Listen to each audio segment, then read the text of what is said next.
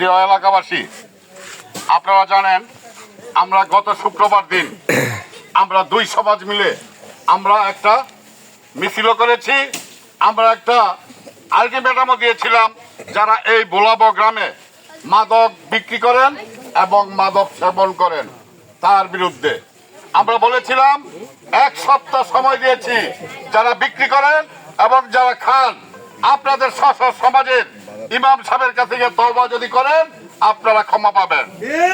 আপনারা কেউ জাননি, হাতে নাতে মাত্র 3-4 জনকে ধরা হয়েছে, আর বাকি যারা আছেন আগামী 3 দিনের মধ্যে আপনারা যদি আত্মসমর্পণ না করেন, আপনারা যদি স্ব সমাজের ইমাম সাহেবের কাছে তওবা না করেন, আমরা গ্রামবাসী আপনারা 70 হাত মাটি নিচে থাকলেও তুলে আনবো। যাই কিছু করেন, যত কিছুই করেন, এই সমাজের মানুষ আপনাদের মতন কয়েকজন নেশাখোরের জন্য অস্থিতিশীল থাকতে পারে না, যায় না। প্রিয় এলাকাবাসী, আপনারা যদি সোচ্চার না হন, আপনারা যদি ঐক্যবদ্ধ না থাকেন, আমাদের মধ্যে রাজনীতি থাকবে, আমাদের মধ্যে রাজনৈতিক গ্রুপিং থাকবে, আমাদের মধ্যে রাজনৈতিক বিতর্ক থাকবে, আমাদের মধ্যে এই বোলাবোকে সুন্দর রাখার কোনো বিতর্ক নাই। এই বোলাবোকে শান্তি এবং শৃঙ্খলা রাখার জন্য আমরা সবাই ঐক্যবদ্ধ।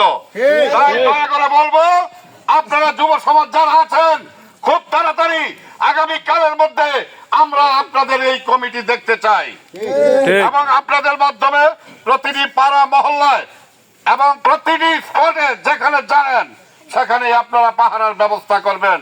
যদি অর্থনৈতিক কোনো কিছু লাগে আমরা 3 সমাজ 4 সমাজ মিলে আমরা একটা ফান্ড গঠন করব, তবু আমরা এই বলাবর মানুষ শান্তি থাকতে চাই। আর যদি কোনো লোক আজকের পর থেকে আপনারা পান, তাকে সাধারণভাবে আটক করবেন। পুলিশের সাথে আমাদের কথা হয়েছে, আপনারা তাকে বোলাবো তদন্ত কেন্দ্র সোপর্দ করবেন।